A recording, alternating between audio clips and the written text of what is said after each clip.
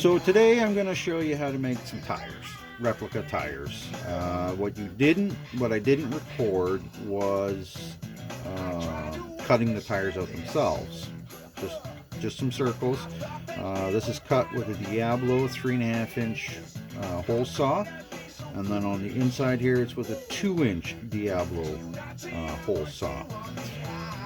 Then you sand both sides and the top part here, and then what I do is I just take a pencil and I draw a line. Just doesn't have to be anything fancy. I use my finger, and then I just run it along the side of the tire like this. I go all the way around, and I go all the way around that side.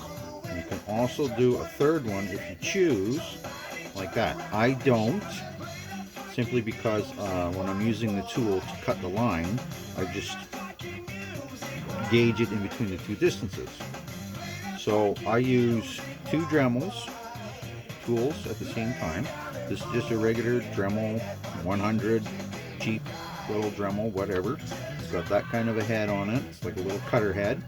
And then I have the Milwaukee. I'm not too happy with this one right now. It's a little bit different, but it works. It does the trick. That's all that really matters, right? So I use this, just do the main lines on the outside. So here we go. I'll show you how I do this.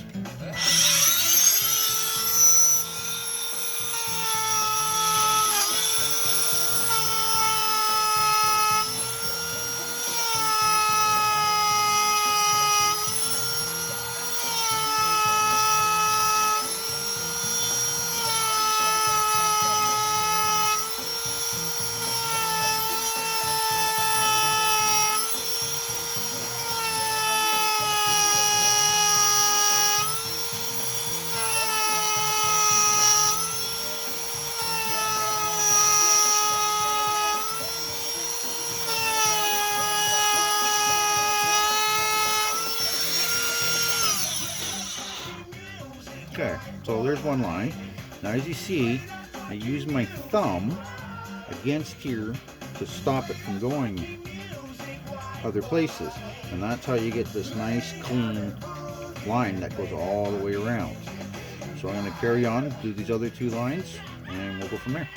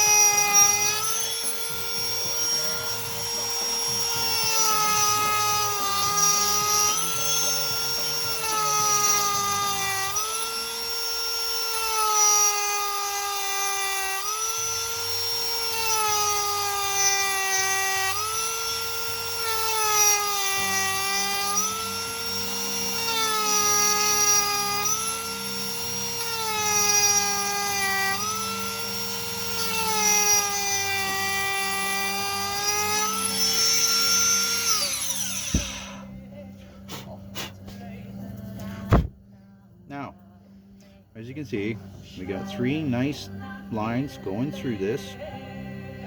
Now, some replicas, depending on what you're making, this is perfectly acceptable. There's nothing wrong with that. That's your basic truck tire. I like to take it up another notch, so this is what I do for my steer tires. This is the tread that I put on for a steer tire. As you can see, they're all angled. There's 4 different angles going on here. This is a drive tire, so pretty close to the same. There's not a lot of difference, but if you look closely, these lines in the center here are alternating, and then these lines here are going straight across. Then I have the trailer tires. Again, pretty much the same, but again a little bit differently. So we got the 2 straight lines. The center, these 2 right here in the center, are on an angle, but they're exactly even as they go all the way down the tire. So This is your basic design. You take this and do whatever you want from it. However you want to do your tread pattern, it doesn't matter. This is just how I do it. Then of course you also need a rim. So I have a few different types that I do. This would be a steer tire rim. You don't want much of a lip going on there for the steer tire because you want it fairly flush with this when you put it onto your replica. This is another form that I do. It's a lot more round on the inside. This is all indented. As you can see, it goes down in, and those lines, these holes go all the way through. So there's one style of rim for the tires. Two styles actually. Then I have a third style that I do here. Again, they're all pretty close, but they're all a little bit different. Whereas this one has a much higher raise on the rim itself, as you can see here. So it goes down. There's more of a bump on here. This one is more round. So it depends on what kind of a truck that you're making when you're making your replicas. This one is more of a off-road style, so like your tank trucks or your pressure trucks, bed trucks, whatever. That's what that guy would be. This guy is more like a highway truck. It's a little more flashy, it's fancier. I didn't record making these guys, but it's pretty straightforward. This is basswood, 2-inch basswood, and then again I use my Diablo 2-inch hole saw to cut this out. And then in here I used 1 5/8 inches to cut the center part here, and then I used a Forster bit drilled down, making it flush to this point here. Then I took my drill press and I just drilled 8 holes. These are 5/16 holes through here, and then I used my Dremel again with a round bit and a grinder bit. So this is just another, it's like I think they're called a rasp. And again, this is just basic Dremel, nothing fancy, doesn't have to be expensive. And then you just go in there and you just, one after the other, just round it through. As you're going through it, be careful not to get it onto the sides. You want to be on an angle so you're not damaging this part of your rim, because that's going to take a long time to fix.